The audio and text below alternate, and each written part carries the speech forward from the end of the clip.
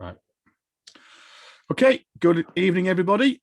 We are coming to you on Thursday, the 25th of February. I think tonight, unfortunately, it's just going to be me and Nick because, unfortunately, Bruce has had a bit of a family mishap.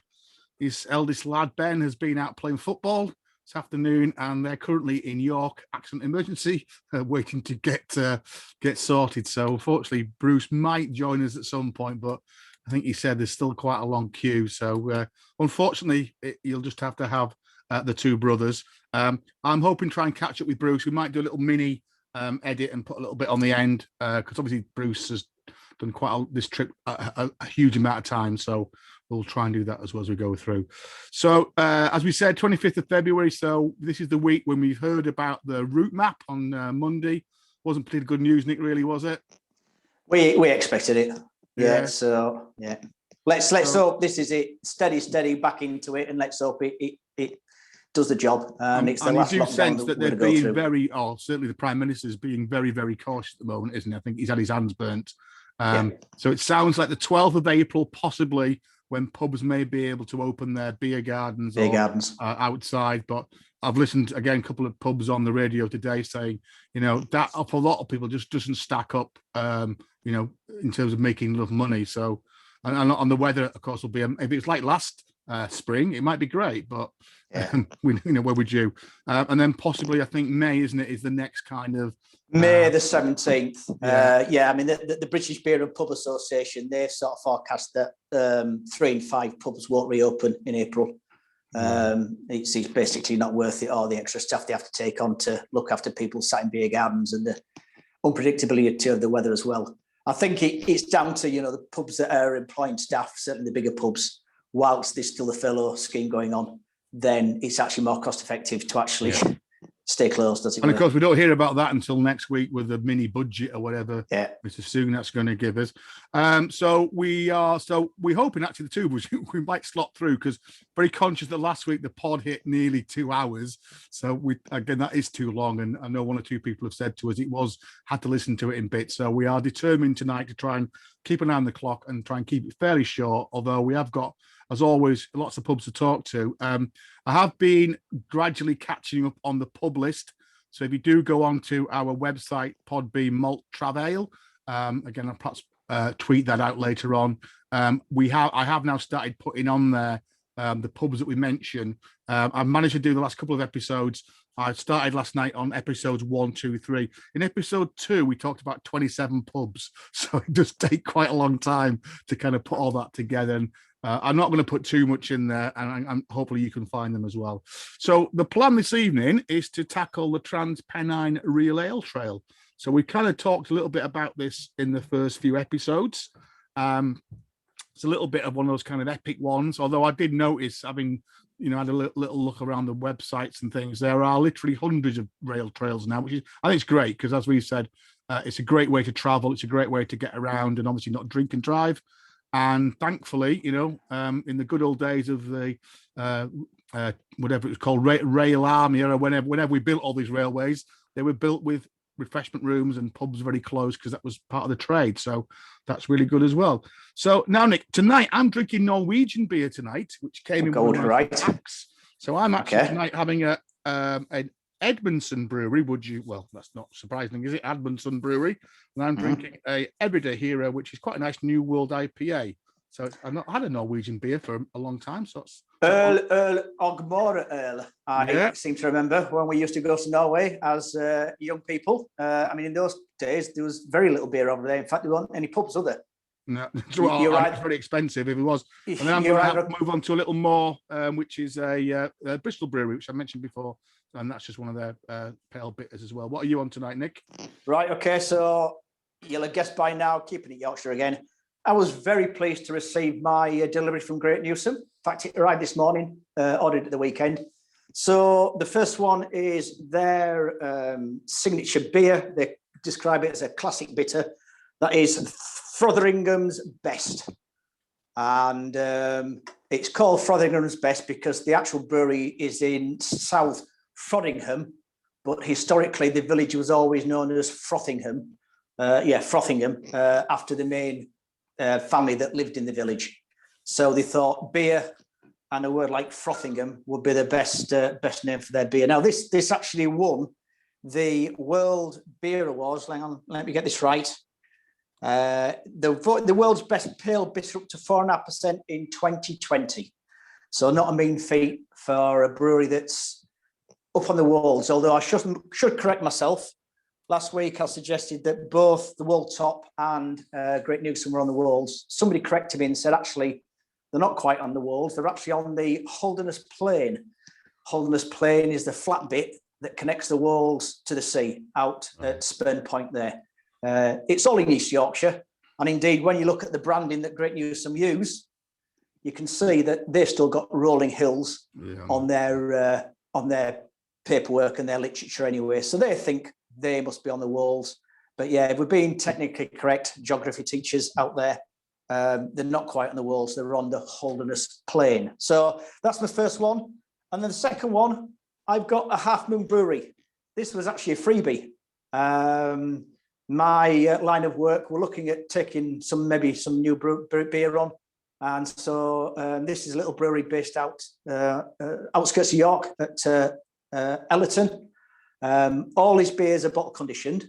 So it'll be interesting to see what that's like. But we had Tony over, the owner of the brewery over. He came over and had a look round. And I think he's keen to work with us. We've got a few more to try as of yet. But yeah, I'll give that one a go. Once again, it's their traditional bitter. It's called Old Forge, that one. And that one's a 3.8%. So that's what I'm on this evening. Very good, very good. So if you remember what we've been doing in episodes 4, 5, 6, we've been looking at some of our past pilgrimage. So we kind of started off by looking west of York. Last week we focused more on the east side of Yorkshire and looked at Hull. And then again, we did mention last week we might split, and having started to do the research last weekend, we did feel that Trans-Pennine, which is at least 8 pubs and 8 stops, and probably, as we're going to see, probably more than that, and Leeds was a little bit of a step too far. So again, we're going to break and we'll do a 3.5 next week. Oh, sorry, part 3.3B or 3.2. And we're going to focus mainly on Leeds next week. Because I think, again, I think we got to the point, Nick, was it 20 odd breweries now that are brewing out of Leeds, and pubs are just coming out of every corner. I mean, they're fantastic. Some, as we've said before, pubs that are hundreds of years old and pubs that are months old. So you've got the best of all worlds, really, haven't you? And some brew pubs as well. And you've got independent breweries, but you've also got pubs that are brewing the beer. And this is why sometimes it's difficult to keep track of them. Yeah. Because they come and go and then decide they want to expand or get bigger. They can't fit the brewery into the space where they've got, so then they move into a separate units or separate buildings. So that's next week. Again, if anybody are Leeds beer aficionados, I did tweet out earlier on, remember you can get us on @malt_ale. If you've got any other recommendations of Leeds, again, I didn't know there were loads of Leeds trails now that you can follow. And I think, Nick, you came up with quite a nice one for one of our first post-lockdown, maybe do a south of the river little tour around the kind of bottom end. South of the river or railway, yeah. Obviously, you've got the infamous Otley Road Run, which is almost as famous as the Trans-Pennine, certainly for students. So everybody's been to Leeds. Avoid the students, yeah. So that's next week. So just to, again, always, we're going to do a quick roundup this week because we tend to spend far too long talking about beer news and highlights. We did quite well for nearly 2 hours last week. And really wasn't a mistake or anything, but we talked about the polar bear in Hull. I know Nick and Bruce. I don't think I've been there, but you and Bruce have both been there. We tried to get there. I said we hiked out of the town, followed the River Hull, and then got to it. And unfortunately, it was closed, as in closed down at that point. Subsequently, we knew that it reopened again, but we've still not. So again, it's one of those pubs with a very iconic and very historic interior, hasn't it? And I think it's listed as a heritage pub. Yeah, so one of only 14 ceramic bars in the country. A little bit of good news in that just did a bit more digging into the local press in Hull, and apparently just before, back end of last year, there was a buyout or a community interest company was set up, and I think they'd raised certainly the initial money.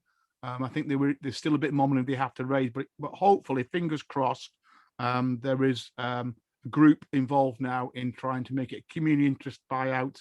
Apparently, it's been quite a bit of a music venue in that part of Hull for a while, and again, the hope is that they'll reopen the pub, but also have space for music. And again, hopefully, fingers crossed, that's the summer we're hearing that may be back on track. So again, if we hear about that, we'll let you know. As we said, it's a little bit out of Hull, but it's probably worth a visit if you're certainly that side of the city, worth going along as well. And I just give a bit of a shout out to again some guys who've been in touch with this week, the Tom Pudding Micro Pub, which is in Goole. Unfortunately, we couldn't fit Goole in last week. It's just that little bit further kind of west from Hull. Although actually the guys themselves said Goole's not that great. And again, for those that are watching this on YouTube, that's the quote direct from them. So I'm not taking figure it. Maybe not great for real ale, but I'm sure it's great. The last time I went through Goole, in fact, I was interested to discover that they were building parts of the Mulberry Harbour then during the World War II. I saw there's a memorial on one of the bridges there. I was on my way to RSPB Reserve, actually, south of the Humber. So I passed through there and, as I say, found out that they were building the Mulberry Harbour. So Goole, as a port, was a very, very famous port. All right, it was always in the shadow of Hull. But I'm sure there are good parts in Goole as well. So, what the guys have suggested. It says there are a few decent pubs out in the villages. We mentioned some of the old mill pubs and certainly Snaith, where the old mill brewery is. And again, great little, they've got some great little information on their website. And in fact, there's a great little rail ale journey that they've got there that kind of goes Doncaster to Scarborough. It covers quite a few of the pubs we talked about last week as well. So worth having a look at their website and have a look at the shop. So it's Tom Pudding, google.co.uk. And we have promised that when we do pass that way, we'll be calling in and saying hi to the guys as well. Do you know what the Tom Pudding is? The Tom Puddings were the boats, weren't they? That they used to always transporting. Little and were heaped up, little square, like on the barges. Yeah. Connections with the docks again. Yeah. So again, just a reminder, obviously we do this as a podcast. We're also doing a kind of Zoom live version, which you put on YouTube. Again, you can listen to it either way on Apple, on Google, etc. Again, perhaps if you did want to, if you get a bit more time, perhaps on the weekend, want to have a look on the YouTube channel. Again, we look for MaltTravAle, and we've got pictures and things that we kind of talk through as well. And you can see our lovely faces. Just a couple of bit of beer news. I know, Nick, you've got a couple as well. Ties in quite well what we talked about last week. I think I can't remember where this came from now. One of the beer news. Black Sheep is going into bottle. So we talked about the Theakston breweries and obviously Black Sheep. And I didn't know this, but apparently in the 30 years history of Black Sheep, they'd never put Black Sheep, the bitter, into a bottle. So I'm sure I've had Black Sheep in a bottle, but it's a great marketing campaign, if not. And again, they're saying, again, as we said. Yeah, the thing is, a lot of the breweries have to change whatever they serve on the bar. They have to change to put into a bottle. I know this. We found this out when we went to Thornbridge Brewery, and also I found this out when I was speaking to the guys behind York Brewery. I think I mentioned before that Guzzler was one of my favourite beers, and they said, well, the Guzzler that goes into bottled is a different ABV, and you'll often find the same. I know Fuller's Landlord used to be something like 4.7 in the bottle, but on the bar it was only something like 4.3, 4.5. So they do brew the beer slightly different, whether they're going in the bottle or going in the cask or the keg. So maybe that's something to do with it. But I was surprised when they've stated that it's the first time it's been in the bottle for 30 years. So maybe worth looking out for that and having a taste of it and see how you feel. I presume it'll be in supermarkets and things. I think most of their beers do get in Morrison's, certainly, don't they, which in Sainsbury's. So I think I'll look out for that if it comes down our way. And then the other bit of news, which came from the Daily Mail, which I only read because it's free on my iPad, is that Stella Artois are reducing their ABV, which again tied in a little bit. We talked about that, didn't we, a week or so ago about reducing. Don't worry, it's only going down from 4.8 to 4.6. And again, the other interesting thing about the article is that, again, they remind us that actually Stella Artois is made by Budweiser these days, or Anheuser-Busch, which is we've had a long-going discussion about that. Nick, did you have any? You had a couple of points. Well, I'm just wondering whether you should be mentioning Stella on a beer pod. To be honest with you, it's all beer. Every man has their, and every woman has their. Yeah, what they call it, wife beater. Yeah, but to be honest, if I go in a bar or maybe a bar that doesn't serve beer and it's summer, I don't mind actually a pint of nice cold Stella in one of those chalices. I must admit, I sometimes quite like it. Tend to migrate towards the Italian beers, the Morietti or the... Those that are brewed in Burton and Tadcaster. Well, that's it. Yeah, once again, they aren't as good as they used to be. Anyway, come on. We're taking the time. All right. So beer news. quick news about Brewdog. It seems that they're forging ahead. They have identified 42 places or sites where they are looking to expand to. All around the world, places including, let me read off the list, Belfast, Paris, Vegas, Bath, Mumbai, Sydney, Berlin, Milan, Chester, Durham, and Hyderabad. So yeah, they're looking to move on. Also, I believe there was a question raised in Prime Minister's Questions this week by Charles Watling, suggesting that now we are out of Europe, why should we still be governed by beer duty? And that breweries and pubs should have a fairer crack at the whip compared to supermarket beers. And the response from Boris was that they are already looking closely into it and working on it. Yeah. So that should be good news, certainly for independent breweries and for the pubs, when at the moment they can't compete against when the supermarkets are knocking out. And certainly, some of the newspapers are reporting that that's potentially what the Chancellor will maybe say next week, that he'll reduce beer duty for pubs and breweries below that supermarkets. So again, that'll be interesting to see if that comes out. Yeah. That's going to be better for the pubs anyway. Yeah. Is that it? Anything else? That's it. No, that'll do. Excellent. Like you say, let's crack on. Quick ones from me then. I did say that I'd give a big shout out to the Hop Fuzz Brewery. God, I'm not much drink already. I mentioned this a couple of weeks ago. I'm doing another. I'm really looking forward to actually a tasting tomorrow night. And my box arrived yesterday with the beers, etc. in it, and not only beers but bits of malt and hops and all kinds of wonderful things. You might be lucky, certainly if you live that way in Kent, to get a box. I think they've gone very, very well. So again, I mentioned I've done a couple of these, and it is a bit like going to the pub, because let's be honest, we can't go anywhere near a pub at the moment. So in fact, you know what, I had to. I really missed it. I think it was last night. I had to run the wife up because her car needs a new tyre, and my brother-in-law was going to take it into his garage. And I just said to her, normally, we normally nip out like that. We normally call in one of our local pubs and just have a couple of cheeky beers in the week. I said, I could just really go and grab a couple of drinks now. And of course, it was very dark. No, you have the cheeky beers, and then your wife has to drive back. Well, she manages a gin, and then she can drive back. So Hop Fuzz Brewery are down in Hythe in Kent. They've been around for a few years, I think 2011. Again, that kind of story, as Nick was saying, I think they started off with a fairly small homebrew kit and have expanded. And I think they've they've just about finished a brand new brew house, which is kind of taking them into the 21st century, which is fantastic. Really big, like many of these new guys are, on zero waste. So done lots of work on recycling, all the kind of the spent hops and wort and everything, and that's been used for animal feed or for fertilizing. And they even say that they print their pump clips on recycled wood. So great, it's really fantastic. I think tomorrow we are tasting Fallout, which got a very interesting label. I think they're on those that are watching the screen, which is a light fruity IPA. Bullion, which they call their Wild Child beer. That's a bit stronger at 5% on the pale, and an American pale ale as well, which is called American. So looking forward to that.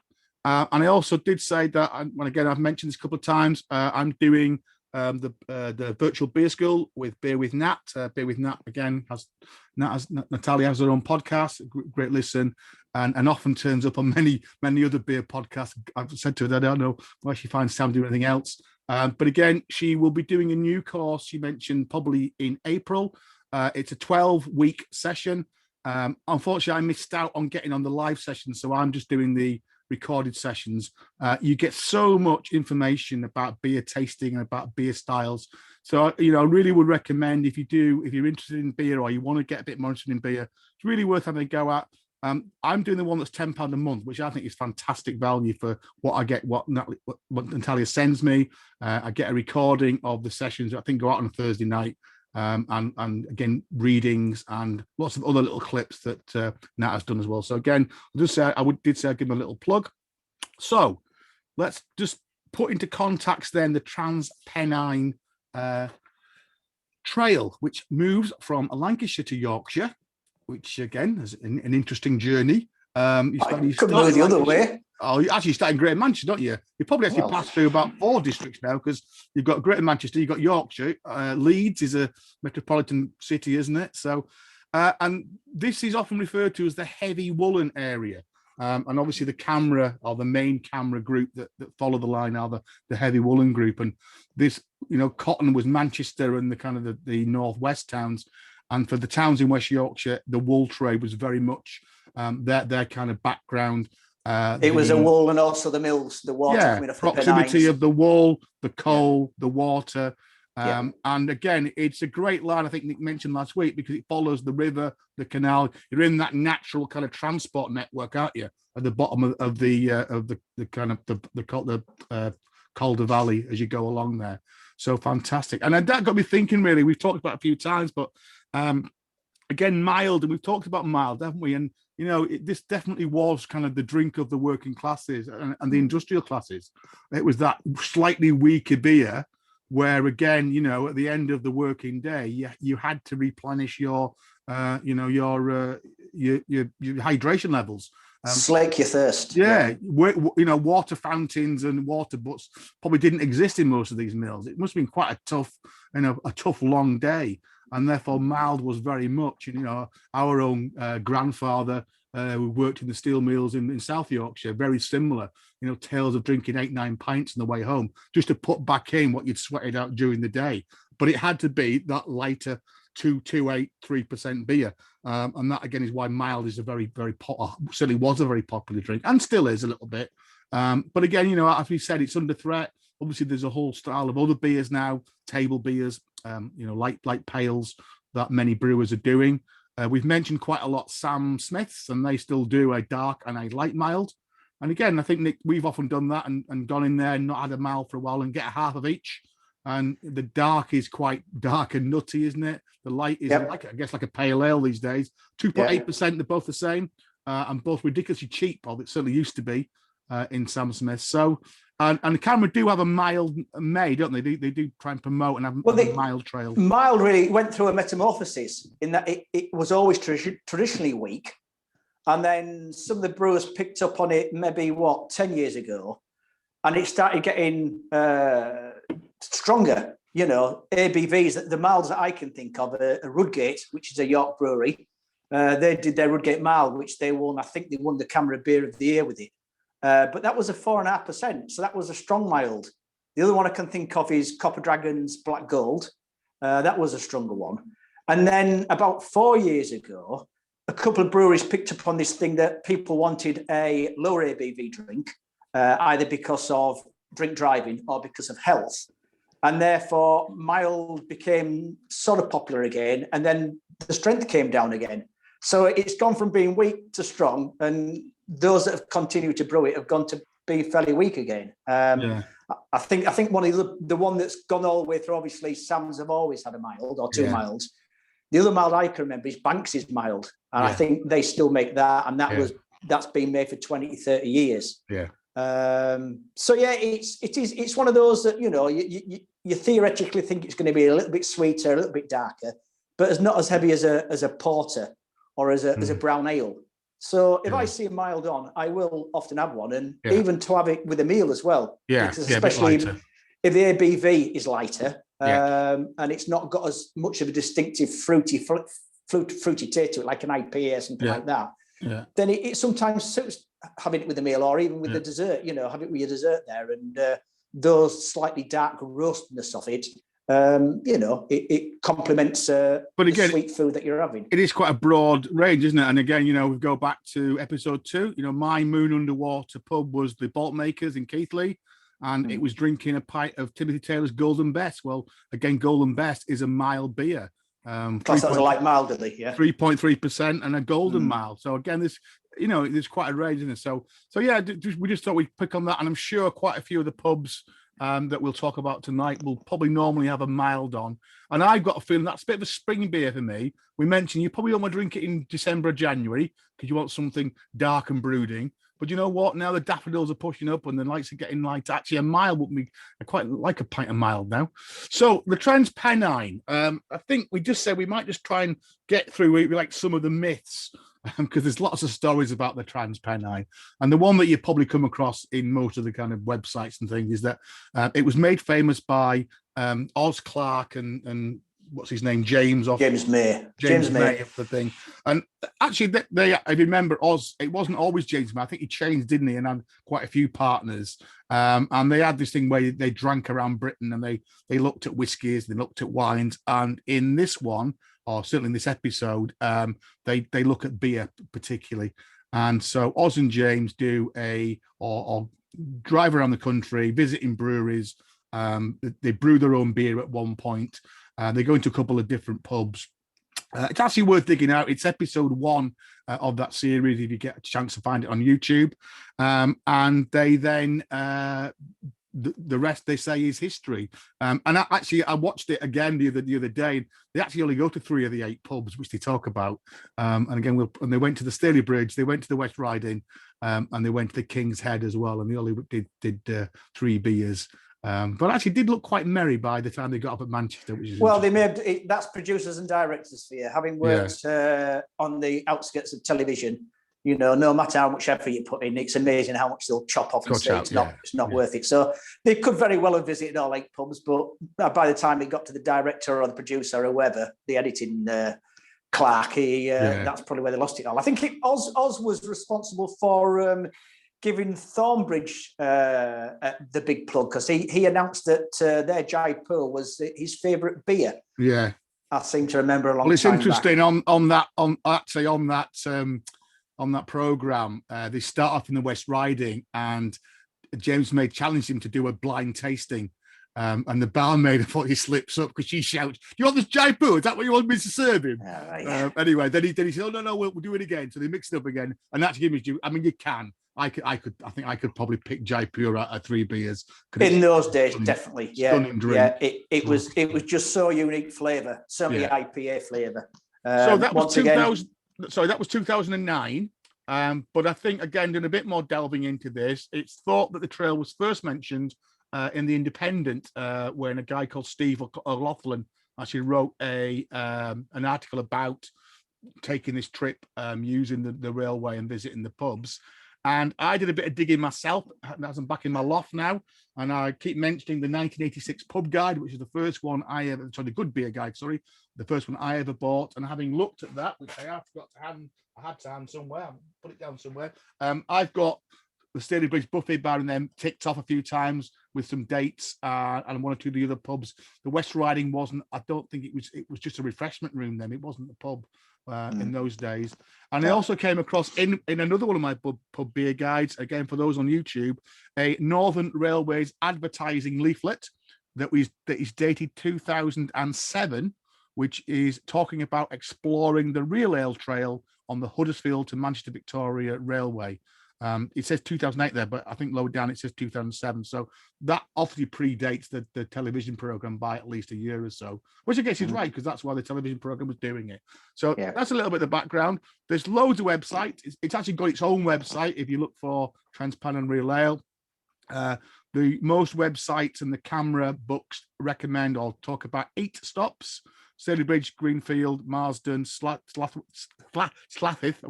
I'll pop with that one. Slaithwaite, Batley, Dewsbury, Millfield, and Huddersfield.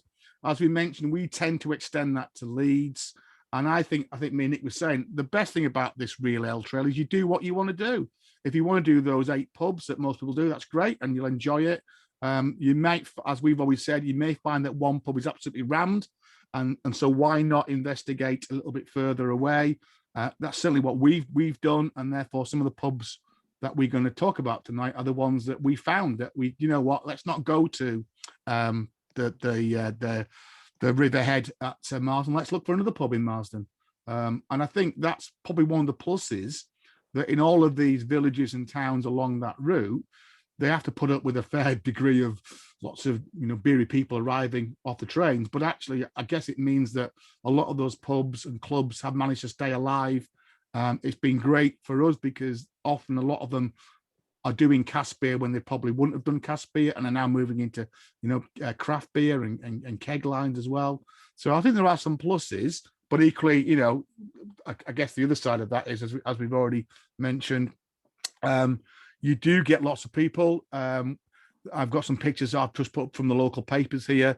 People peeing in people's gardens. people dressing up. There's a group of doctors there in scrubs, but I think that's a fairly tame one. There is now quite a lot of security, police, transport police, certainly on weekends in the summer.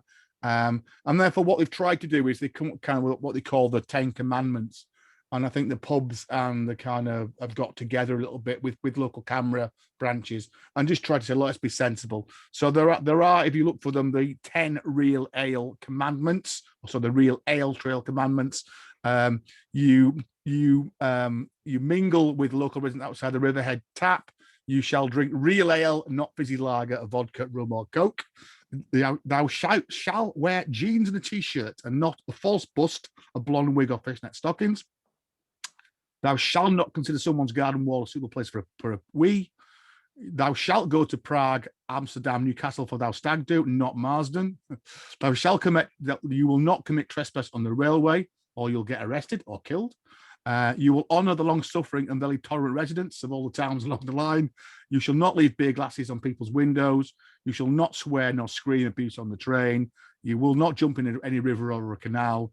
You shall take your rubbish home. And if you can, try Timothy Taylor's Magic Rock, Mallinson's, Leeds Brewery, etc., which I think we'd probably stick with that, Nick, don't you think? Yeah, I just, hope they're not going to be victims of a short-lived success in terms of a lot of these pubs, as you say. It's probably helped to keep them going. But, these fads that come and go, these routes, these trails and things like that, your people who are going on these trails for the right reasons, like we were 20 odd years ago. Yeah. I just hope that, the environment, the atmosphere is so not what you're expecting that you don't bother doing it again. Yeah, I know I read about the, Stalybridge, the original buffet bar. Unfortunately, I think there on a weekend they serve beer now in plastic glasses because, again, the challenge they've got. And I think on quite a few of these now, you can't drink outside, certainly on the station. So I think that has changed, slightly the feel, doesn't it? And I think how I like my beers in the correct glasses. Yeah, not a plastic. There's no way I want to be drinking out on them plastic wobbly neck pints. No, as we've said, that some of that will be to do with timing. Unfortunately, if you have to use weekends to do this, then it's likely to be very busy. It's probably quieter, in a normal year this time of the year than it is in the summer months. Obviously, you get the bit more of the light, and it's obviously warmer. We've certainly done it on midweek, and it's never as busy on a midweek. But then, as we said before, the challenge then is not all the pubs are not always going to be open midweek, certainly in the winter months. So I think it's kind of pros and cons, really, isn't it? And I say I've just put a couple of examples up. There's the Real Ale Trail website's got a suggested itinerary. Yorkshire Live, if you go on their website, there's a suggested itinerary there. They're all fairly similar. Obviously, the train stops at certain points, and you can work it through. Just a little bit probably about the train. Again, just to kind of, if you like, wisdom that we've had. There are actually two train franchises that run on that line. You've got the Northern franchise and you've got the Trans-Pennine Express, as I should say. And obviously the express bit gives it away. So some of those trains don't stop at all of the stations. Some of those trains just go straight from Manchester, I think probably straight to Huddersfield one day, Nick, Dewsbury and then Leeds, and don't stop at, for example, Marsden.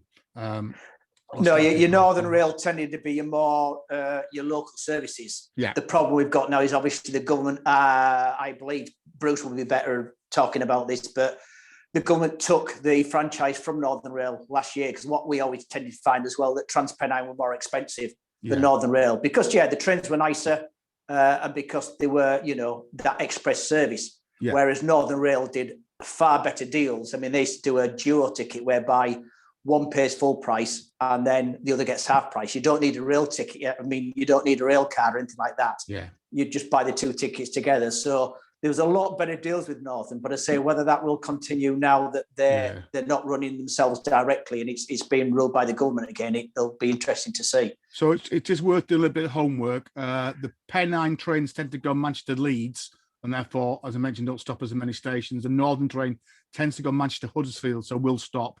Again, in terms of tickets, it's a bit confusing, really. Technically, you are allowed to break your journey if you've got a standard return or single. So if you've just bought a normal, whatever return from Manchester to Huddersfield, you are allowed to get off at stations and then get back on the train because you're paying for the journey.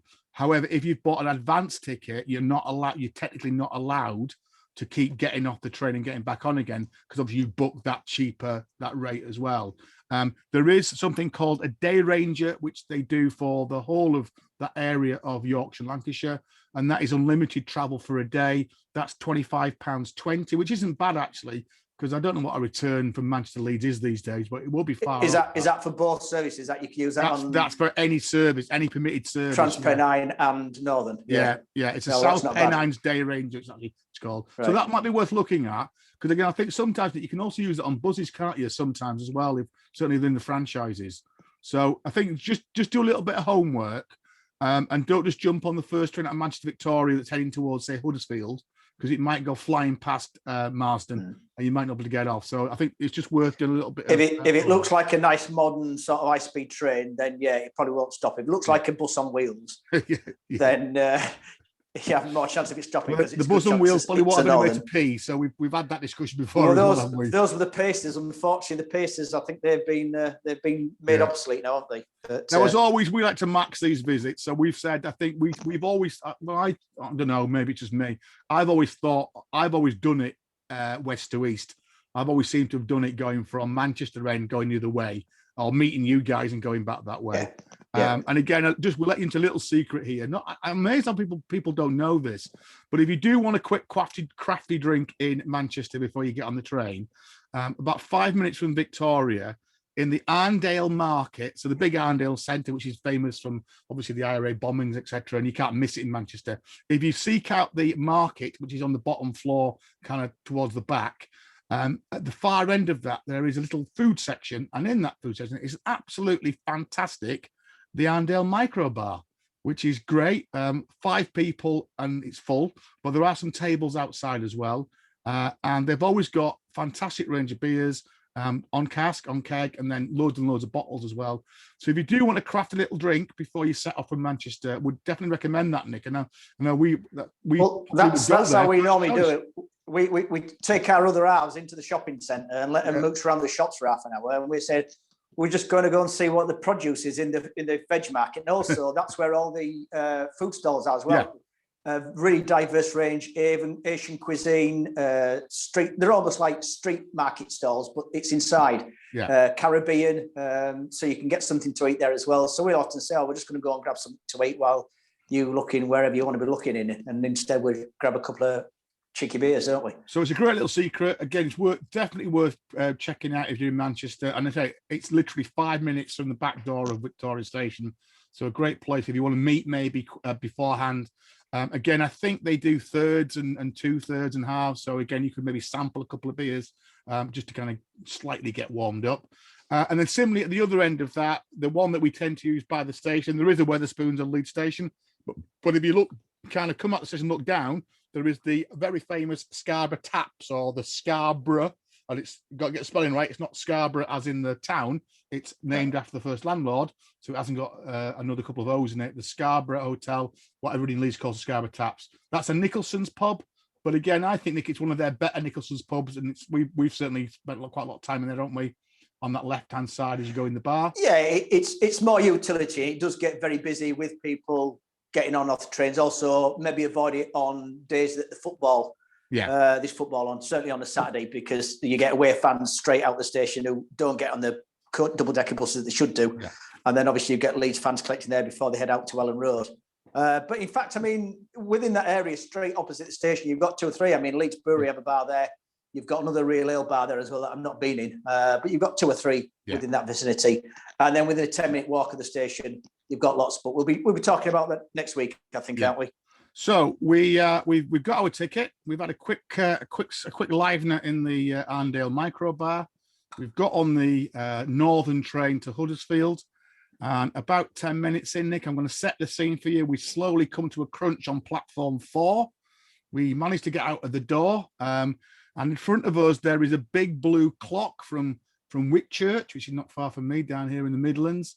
There's a lovely white, I don't know what you call that, is it cranulated? The lovely kind of awning around the platform, some very old wrought iron, ironworks, lamps, etc.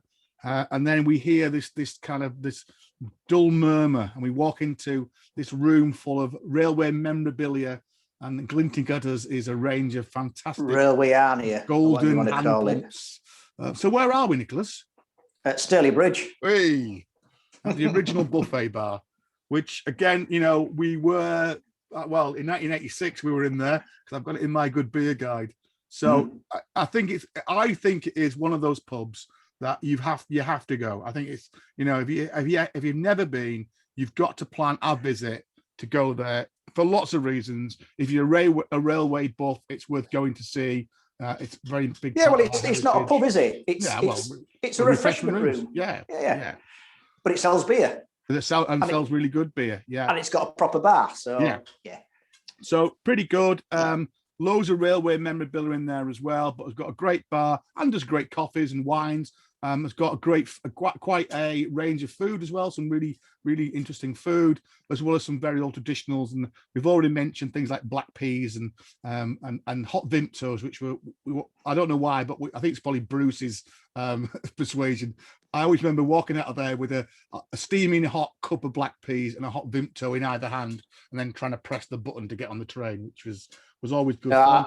I think we wedged one in the door because somebody was a bit slow on getting on the train. And once again, because it's not a main station, if the trains do stop there, they don't stop long at all.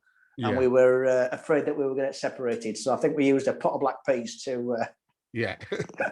It's probably the best thing for a pot of black peas, actually. As we mentioned last week, obviously we talked about the Bridlington Buffet Bar, which was quite a similar one, and I think a similar kind of history. I think this actually Stalybridge is older because I think it was late 1800s when it was first built, and apparently it run pretty much non-stop throughout the most of the 20th century. I think when we were first going there, it was owned by the Redfern family, and I think Dorothy was the old lady ran it, and then the son ran it. And I can certainly remember, certainly when we first went in there, the old lady kind of I'd sit in the corner. And I always remember the barmaids were always really funny in there. I think it was one called Wendy when we were in, because she always said she hated beer. She couldn't drink it. So you'd say, what's good? And she said, I don't bloody know, because I don't bloody drink it. I hate the stuff. But always a great welcome in there. I think it was under threat of closing in the 80s, 90s. And I think, again, as we mentioned a few times, there was a 15,000 signs petition to keep it open, and they managed that. I think then another couple took it over in the 90s, and then finally they retired. And then the Beer Houses group, they took it over in 2013.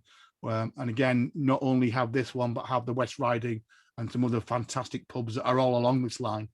So again, definitely worth visiting their pub network. So yeah, I think we can't really say too much about it because it's a fantastic place. Just reading a couple of reviews and things, these two stuck out for me. Very simple, a magnificent place to sit and drink beer. And I think that's a fairly great summary, isn't it, Nick, of this? And the other one was a place that is loved.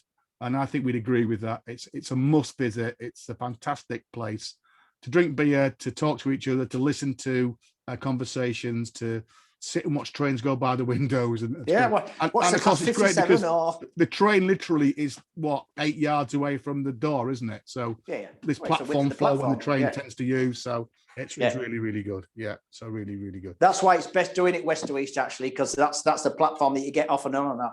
If you do it the other way, then you've got to cross over the bridge or the underpass, whichever it is. I've got a feeling we may well have been that way in the 96, 97 era when it may have been shut. And I definitely remember being a couple of times when we haven't been able to go there because maybe it was shut. And we did have a look around for some other pubs in Stalybridge. And again, a nice little town, little industrial town. And these two, Nick, these two of the pubs in Stalybridge worth ticking off. Yeah, I mean, it was a bit of a journey, obviously, certainly from Malton. So rather than just basically getting off the train and going into the buffet, we said, well, we should have a walk into the town itself. So, yeah, it's going back a long way. And, we were chatting before. Stalybridge has currently got the claim to fame that it has the shortest and the longest pub names in the UK.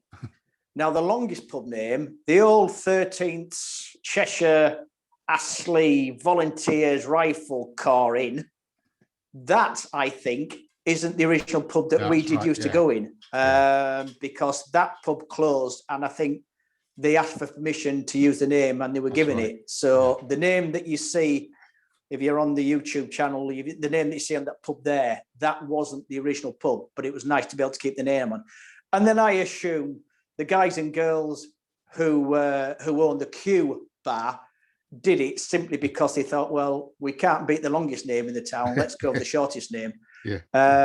So Q is the other pub, which is supposedly the shortest pub name in the country. I know there is a pub called Pi, P-I, and that's in Liskeard over in Merseyside. Now, officially, there doesn't have anything on the end of it like Tavern or Inn, so there is just purely Pi. The Q is called the Q Inn. So does that mean that's 4 letters? So does Pi get the title because that's 2 letters? Anyway, so you've got the shortest and the longest pub names in the country. But as I say, we haven't been in either of those for quite a while, because the last couple of times we have done this route, because we've got off everywhere else, we haven't had time to walk into town.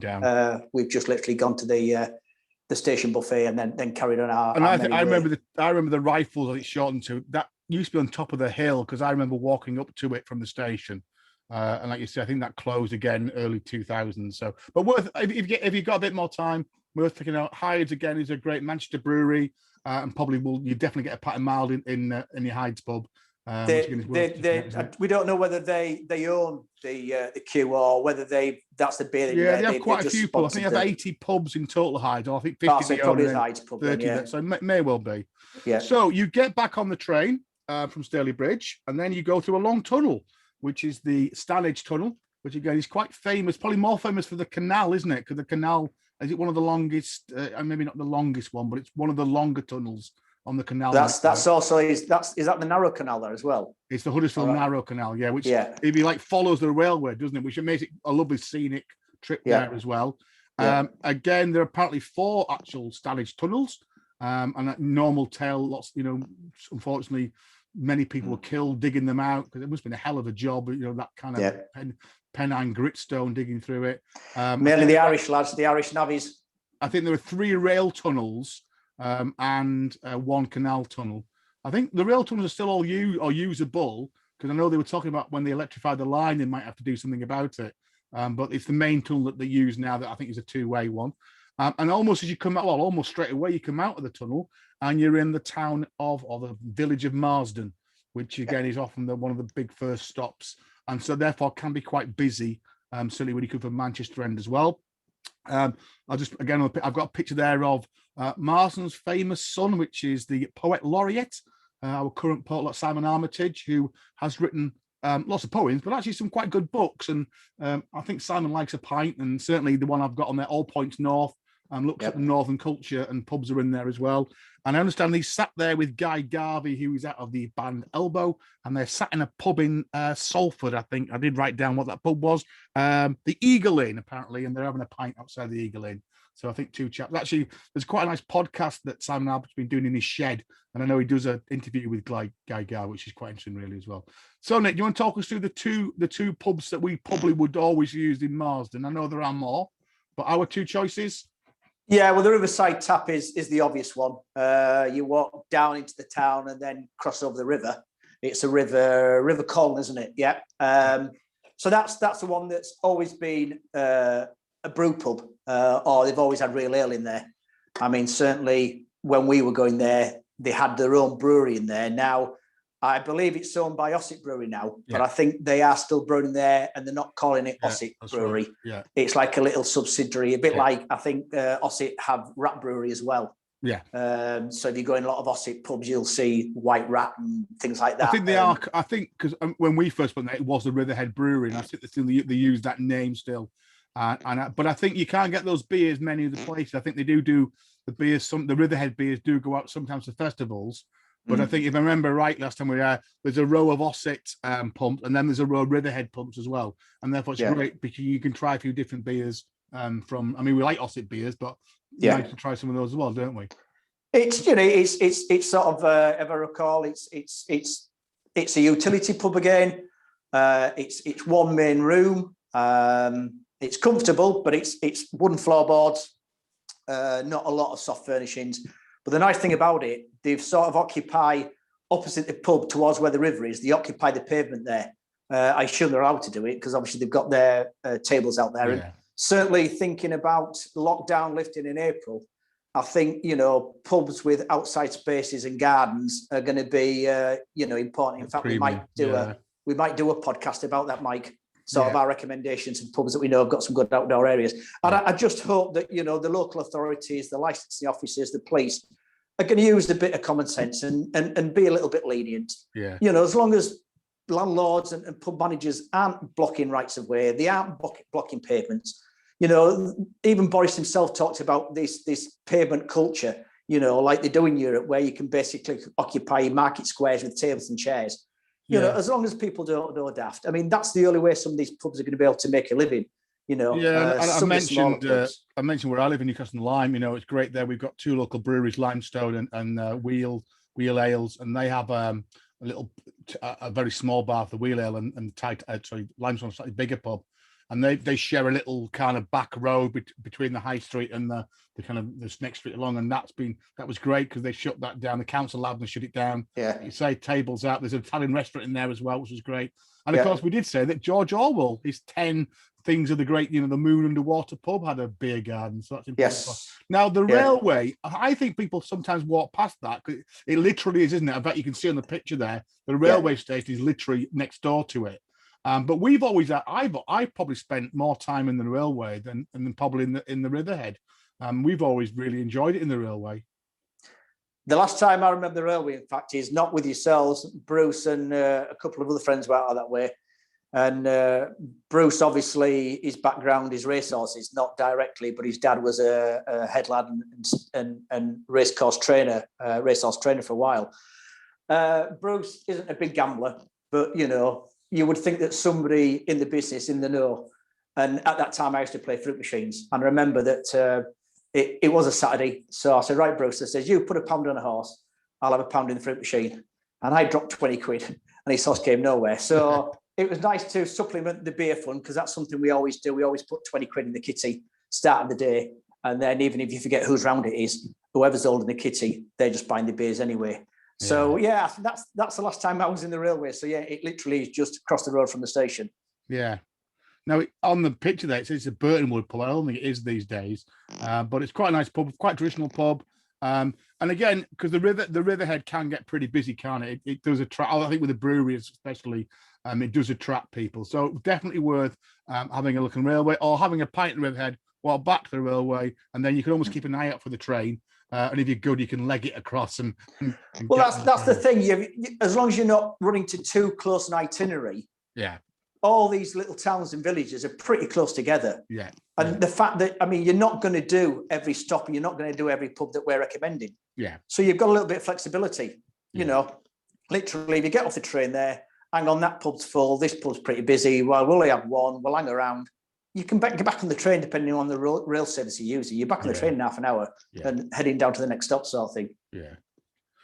And then you get back on the train, and then I think our probably next stop would be straight to Huddersfield. And again, we could probably do another whole day on Huddersfield. But again, a bit of the culture, first of all. You can come out of the station and get your picture taken with Harold Wilson, who's probably their most famous son. And also on that square as you come out of the railway, which again is one of those Greco, whatever they are, romantic, huge pillared station. There is the George Hotel, which again, rugby aficionados may well know that was the birthplace of a rugby league back in 1895 when the Northern Union clubs met in the dining room of the George Hotel and came up with the idea of breaking away from the Southern Rugby Football Union and forming the world's greatest sport, which is rugby league. So again, it's worth. There is a bar in there. We've had a couple of drinks in there. It's quite a nice, very kind of Georgian hotel. There's a nice blue plaque, and I put a picture there. You can get your picture with the blue plaque. You're spoiled for choice, really, aren't you, on the station? Because you've got 2 pretty cracking boozers. You've got the King's Head on one side, and then on the other side, you've got the Head of Steam. So you are spoiled for choice, really. Probably worth jumping across, having a beer in each. They've both got their merits. They've both got maybe some downsides. But I think, again, I think we've tended to pick for one, and I think it may be one then where you just toss a coin as you get into the station and say, where are we going this time? Are we going the Kings? Are we going to the Head of Steam? So I think both are pretty much going. But then I think we always have tried to walk. I mean, Huddersfield's a nice little, it's a beautiful town, or city, I guess it is now. Again, typical heritage kind of place. We certainly have used the Rat and Ratchet quite a lot, which is an Ossett pub. And as you mentioned, there's a micro brewery attached to it as well. And do some beers there. And I guess, is that where some of the rat beers come with Ossett? Because they have quite a few rat beers, don't they? As kind of in their main... Yeah, the Rat Brewery. So once again, I'm not sure where they're brewing that, whether they're actually brewing it in there. But yeah, Rat Brewery is a branch of the Ossett Brewery. And then you mentioned the Grove in Huddersfield. The Grove. Yeah. It's one that is becoming more and more on the real ale route, as it were. Not too far from the station.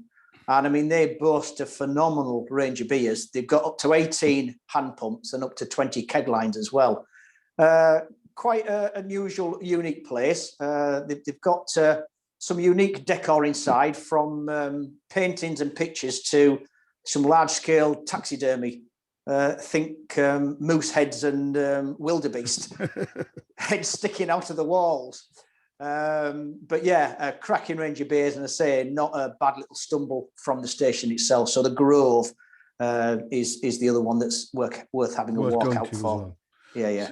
Again, it's quite a nice place to get out. Again, if you walk past a few shops, but again, if you wanted to, you could just stay pretty much on the station and not go much further. And, yeah, the last time I went there, not on the train, they had a little food festival going on, and there was a real ale. I can't remember who it was now, but the real ale guy there, he had a couple of pumps on, very busy. And it's typical mill town again. The fact that, sometimes, people sort of walk with their heads down. Yeah. Certainly I find this in Bradford that, when the town planners came in the 1950s and 1960s, sometimes after damage that was done during the war, it became a concrete jungle. Yeah. But if you walk around with your head up, whilst the bottom story might be concreted and facaded now with plywood and God knows whatever else, the majority of the buildings are still lovely architectural buildings. And I mean, anybody wants to get on watching us on YouTube, you'll see some of the palisade and the column buildings there. This was the mill owners were rich people. They were expecting their products all around the world, and certainly British woolen products were sought out all around the world. So they were making a lot of money, and therefore, they had houses and townhouses and businesses built as a status symbol, really. Yeah, and that square as you come out the station is quite impressive, isn't it? And they have done it really nicely. Well, that was just off. That's where they had the food festival. Off, and then down onto the main high street. Yeah. So again, quickly, I'll just mention the Head of Steam. We've talked about it a few times before, and I know Nick, you talked about there are Cameron's subsection now, and again, I think we mentioned, they're a growing brand. They are doing some fantastic work in, again, some of those heritage buildings. We've mentioned the Sheffield Tap.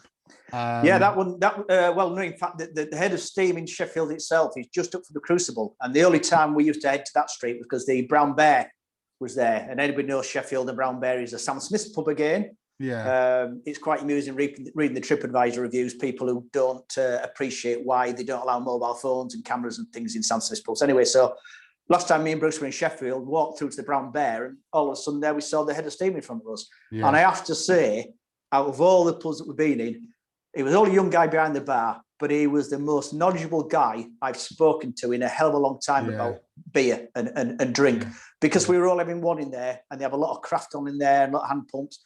I sort of actually asked for his recommendation, and I spotted one, and he says, no, actually, he says, you don't want that one. That one's going to cost you like $5.50 a pint. Yeah. He says, this one's very similar. This one's actually cheaper, and it's actually better. Yeah. And, for somebody behind the bar to basically tell you that, to do himself out of an expensive sale, I said, fair play to you, mate.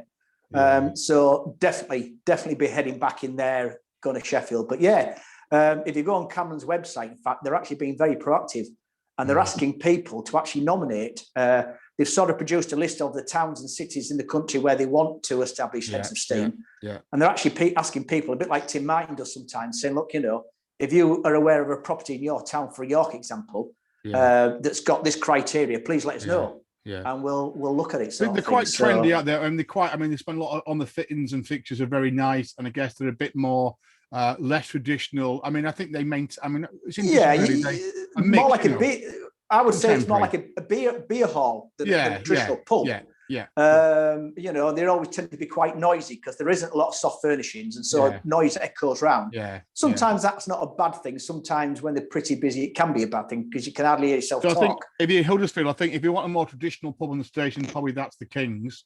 And if you want a slightly more different, like you said, beery hall with some soft fittings, then it might be the Head of Steam. And again, I just noticed on their website now, they're looking at these Head of Steam hubs, which I think are more kind of smaller cafe bar, which again, quite a lot of breweries, I know Titanic in my area are doing those, the bods, which are really, really great as well.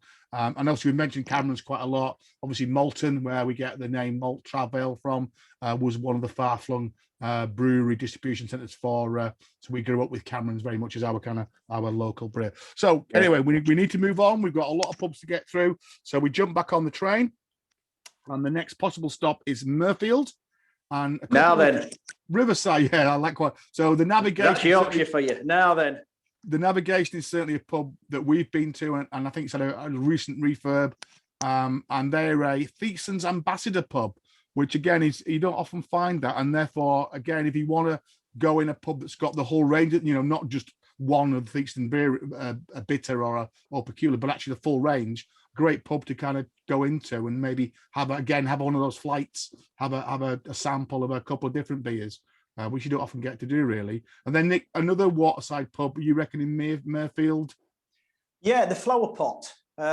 Once again, it's not too far from the station, but it's over the other side of the river again. So this time, once again, it's got an outdoor drinking area, which is why I sort of identified this one. Ossett pub again, more comfortable, more traditional inside than probably the Riverside Tap in Marsden. But this one's got, once again, it's got a beer garden. It's got an outside drinking area that overlooks the River Calder. Yeah. So that could be one to look out for, April onwards. Yeah. I think, to be honest, Mirfield's one of those places that we sometimes stop and often don't. I think that's one of the things you've got to work out for yourself, really. It can be a bit quieter. I think quite a lot of people probably do that. So it might be worth getting out. And again, certainly it's a nice day. It's not a long walk. Again, 5-10 minutes maximum to either of those two pubs. Yeah. And I say the navigation's by the canal, the flower pot's by the river. So again, they're quite a nice sit out. It's a nice day, isn't it? Have a beer and sit there as well. Now, we have missed out Slaithwaite, haven't we? I've just remembered that, again, I think in my note, we said we'd zip past Slowit, as they say locally. A fantastic, you don't really see it in the train, do you? But there's a fantastic viaduct that the train actually travels through. And if you remember, what was that programme that used to be on the telly that was based there? Where the Heart Is. Remember that? Sarah Lancashire people were in there. Oh, Sarah Lancashire. It was like a local GP practice, wasn't it? And that was the running shot, was the Northern train going across that fantastic railway. And again, I think I've got a couple of pubs that I'll put on the pub list if you do want to spend some time. I bet she likes a pint, Slow it, you reckon? Sarah Lancashire. Lancashire lass, isn't she? Yeah. So we can't not stop in Dewsbury. Although I think there are some really good beer houses pub now. We probably wouldn't go much further than the West Riding refreshment rooms. Again, I think another one of those really you've got to go at least once just to say you've been. Great place, always a real good hub, a good murmur, as I like to talk about. 26 years plus, I think, in a good beer guide now. So they're getting something right. And I don't think many people would complain with that. And as we mentioned, they now are part of the group that owns the Stalybridge Original Buffet Bar as well. And they've got a range of what look like cracking pubs now. I think the Sportsman, another pub that's not far from West Riding. And developed really. And again, it's a fantastic story. In fact, if you go on the beer houses web pages, there was a fantastic background blog about the guy that set all this up, and was probably, again, as we keep saying, way ahead of his time. Saw the potential in this place when it was literally a rundown, old-fashioned British Rail refreshment room. Had a bit of a, had that drive to get it done. Apparently, one of the big things was actually he went on a camera trip. He was really struggling to find a brewery. because he managed to get some money together. I think the Co-op Bank said they would come in and support this, but he needed a brewery. And Tetley's and Courage didn't really want to know or wanted too much money back. And apparently went on a trip to Bateman's Brewery, which we've been to, Nick. Fantastic, again, very traditional place. That was a long way, wasn't it? A bit of way to get there, but we stopped in Nottingham, knowing it was in Lincolnshire. Yeah. But God, it was like traveling to the far end of the earth. Anyway, he went for a weekend trip with the local Canberra branch, got talking to one of the Bateman families. And with that, the guy apparently turned up in Dewsbury 2 days after and said, right, let's get on with it. And so Bateman's actually were the first pub, the brewery that got involved and supported it, I think only for a couple of years, and then wanting to go back and focus on that eastern side. But a star was born. And I think some of those superlatives that we use for the Stalybridge Bar, you could use with West Riding as well. Again, always a fantastic range of beers. Really good bar staff who will direct you, will help you. Again, you're more than happy to have samples. And I noticed on their website, it does say, look, we'll never refuse you bringing a beer back. So I'm not quite sure about this, which we said the other week. That's a great sign, isn't it, of a good good pub and a good don't brewery. Quibble. Yeah. So I hope we still have Bateman's on, actually. Yeah. Wainfleet, innit? Wainfleet, Bateman's Brewery. Yeah. And the XXBs and all their beers. They've always been fiercely independent of Bateman's. I like Bateman's as a brewery. But then I always kind of come across them whenever I go, well, I'm not been for a while, but when I go to Aldi, they sometimes do like the autumn special. And they started, once again, they were ahead of the game, really. They started doing like seasonal specials, a bit like Jennings started to do. Yeah. But I mean, they've got a pub in York, Cutch and Horses. That's not a bad pub in York. Should probably cover some of the time. But no, I like Bateman's. Yeah. And the Anglo-Dutch Brewery, which again is another story there. Again, you look on the website, which they kind of part with as well, and so you can get some of their beers in the beer house pub range as well. I think the only problem is it's so busy. It does get busy. I think the last time I was there, you couldn't get a seat, so you have to stand, which is fine. But it's a really popular place. Again, as always, go there early if you can. Again, maybe coming out of Leeds the other way. Again, probably your first stop. Should be the West Riding. But again, please, if you haven't been, go. And you know what? Why not spend? I've always wanted to spend a bit more time there. And let's cut. Let's stop rushing around the other bits and just spend a few more hours there. Really. So I think maybe that's something I'd like to. Maybe when I retire, that's what I'd like to do. Is maybe as we said, find a travel lodge or something in Dewsbury and just go and spend a really good session in there and really get into some of those beers and just sit there and soak it all in, really, which I think would be pretty good. Railway pubs, there are a lot, and again, we could probably spend a whole other series looking at railway pubs, and as we've said, we've certainly used them a lot. Pete Brown in the pub book, which I mentioned the other week. Again, if you want a quick easy guide to finding some of these fantastic pubs. He talks about the parcel yard at King's Cross. Nick, you mentioned that a couple of episodes ago, which is a big full pub, isn't it? Again, a bit of a hidden gem, isn't it? Because many people don't think it's there. They don't. Although the last time I went, it was just before lockdown. I couldn't find a seat, but it's fantastic use of an old building. They've kept it as it was. All the old wood and even some of the old parcel barrows there and all that sort of stuff. But so ideal. They've got the departures board actually in the pub there, so you can leave it till the last 2 minutes before you actually go down to the station, because King's Cross station, like a lot of those big stations, aren't the nicest of places to be hanging around, especially the trains are delayed. Yeah. So it's almost a case of, your train's been delayed by half an hour. Hey, let's get another beer in. Brilliant. Bit more expensive. Beer's expensive in London anyway, but certainly anybody coming out of King's Cross heading north, look for the parcel yard. It's in the far left hand side. You've got to go up the escalator where all the idiots are queuing to run against the wall, Harry Potter's shop and all that sort of stuff. Go past those idiots and then go up the escalator or go up the stairs, and that's where the parcel yard is. And then, Timmy, we mentioned Untitled Tap again. It's quite a weird set. That's yours, because obviously that's very strange. Euston to Staffordshire, don't you? Almost kind of gatehouses which sit outside Euston Station on that bit of grass there. And it's were they like ventilation tunnels once upon a time? I think that's probably what they were. again, it's quite a small place. You'd be hard to get a seat, although there is quite a nice little sitting area outside, actually. Lots of craft beers, mainly craft beers rather than cask. And there is a downstairs bit as well. We mentioned the York and Sheffield taps. We've probably got to mention the Calm for the refreshment rooms over there on the northwest coast, which isn't that one that's famous for whatever it's called. Is it, no, what's it? Brief Encounter, not Brief Encounter. Brief Encounter, yeah. That film where they meet, yes. aren't they? Yes. And that's again in a similar theme to Stalybridge and West Riding. I just put some of mine in there, and again, some of these are more local to me. The Mitre in at Knaresborough, we like it in there, which is not technically on the railway, but it is on the railway, isn't it? Because you walk on the railway platform. Yeah. And that's a great little pub. Again, really good beers in there. Bare floorboards, couple of sort of areas, open plan, but I didn't mention that. I think Knaresborough might be one of those places that Head of Steam are thinking about, because I think there's talk of a tap or a Head of Steam maybe on Knaresborough station. Knaresborough is good for a mini crawl, but you've got to make sure all the pubs are open. So last time me and Bruce went there, unfortunately, 2 of the pubs that we were aiming for, because my day off normally is either a Monday or Tuesday and early on the week, which is understandable. Yeah. Neither of them were open. Weekend be fine again. But, if you get there on a Thursday or Friday, there's a cracking, once again, Sam Smith's commercial hotel. Huge cavernous place, wooden panelling in. Yeah, that's the main road. Massive great fireplaces, which once again has been open. It's been closed. It's been open. It's closed. Yeah. Crustal Wetherspoons.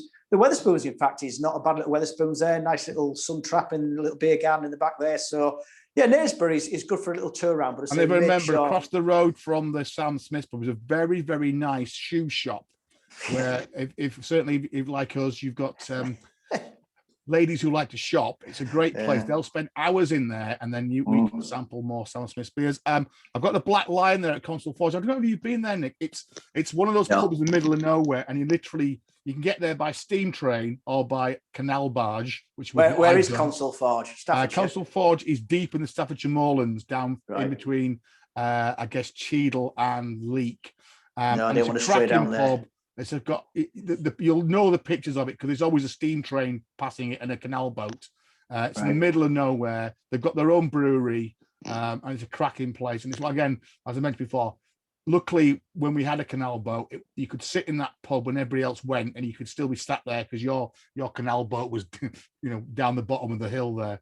The waiting room at Whitby I mentioned, and that's fairly new. Last time I was up in Yorkshire on a little break holiday. Had a great couple of nights in there. Very small, 4 tables, but a great place.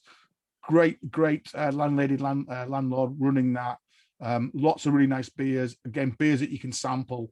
That was great. And then the other one, I think you have been there, Nick, the Ludlow Brewery Tap, which is it's actually housed in, the brewery's housed in an old railway, I guess, shunting yard or whatever, right next to the main station. And it's quite a modern brewery. You walk in, you can see all the brewing. An upstairs mezzanine, the bar downstairs, a really nice place. And again, their beers are really good and worth picking out. Yeah. And actually, I was reading a Roger Prott's blog the other day, and he mentioned this. I know, come across the unusual railway pubs and refreshment rooms and ale trains. And I had a quick look on Amazon, and again, theme now, £3. I got a copy of this fantastic book by Bob Barton. Really recommend it. Fantastic. It's got, everything we love about things. Unusual, as it says on the title. Unusual railway pubs, refreshment rooms, and ale trains. So I'm going to read that. I'll pass it on to Nick when I've finished reading it. But lots of pictures in it. Yeah, loads of pictures. Good. Yeah. So really, really good. Yeah. So I think we've just. Hang on. Let me add one to that list. Harrogate Tap. Oh yeah. We've got Sheffield lovely. In York, leather button couches and chairs. Yeah, right on the station again. Owned by the same guys who have the York Tap and the Sheffield Tap, but Harrogate Tap definitely. 2 places I normally go in Harrogate is there and the Wetherspoons, but the Wetherspoons is in the Winter Gardens. That is a stunning building, and once again, it would have been left a rack and ruin if Tim Martin hadn't stepped in. But I say so there and Harrogate Tap. Definitely recommend the Harrogate Tap if you're going into Harrogate. And just to kind of complete throw us the wrong way around as well. Although you and Bruce have been mentioning this, that obviously. That network from Leeds that goes west. There are a couple of options you can take as well. And there is the I call this Calder. We've been on the Colne Valley, haven't we, when we've been on? And the Calder Valley line is a similar, but it's slightly higher up.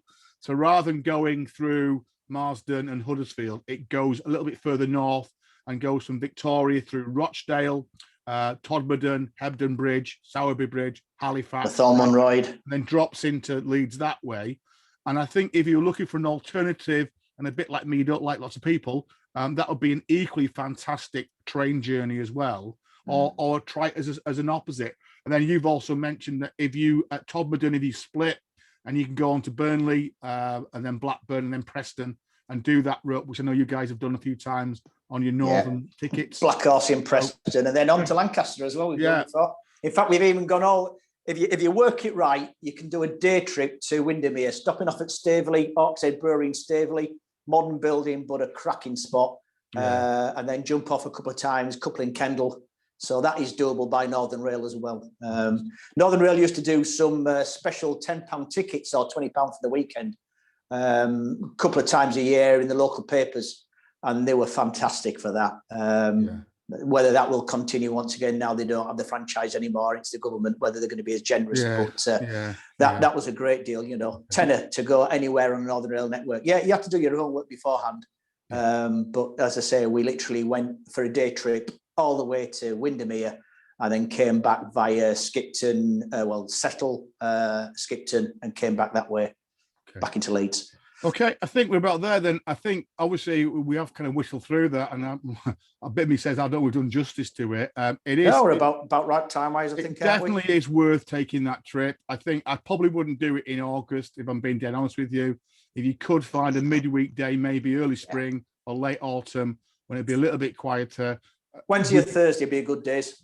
Yeah, just with that caveat, that just check when the pubs are open or not. And obviously, Thursdays normally are, back end of the week. Yeah. Fridays, you get a bit more commute of people travelling to and from, going home for the weekend, students as well. So that's why I'm saying Thursday is normally a good day. As it landed, my days off tend to be Monday, Tuesday.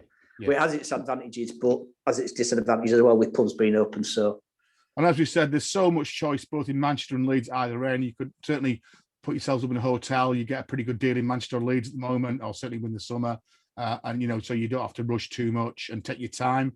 I will put the pub list, and there's a couple of others that we probably didn't have time to do tonight, so I'll try and put that on there as well. Again, this is just our thoughts, our reflections. If you're not sure, maybe have a look at these pubs. Again, as we said the other week in episode 3, check out Untapped, check out what's pub. See what they say about it as well. And as we've always said, sometimes the best people are talk to people behind the bars when you visit. Where else should we go? We want to go to another pub in this town. Where should we go? So I'll put that on the website for the weekend. That's Podbean, MaltTravAle.com. As always, please, you can get us on Apple, on Google, on Podbean Podcasts. Please, if you would leave us a review, that'd be really good as well.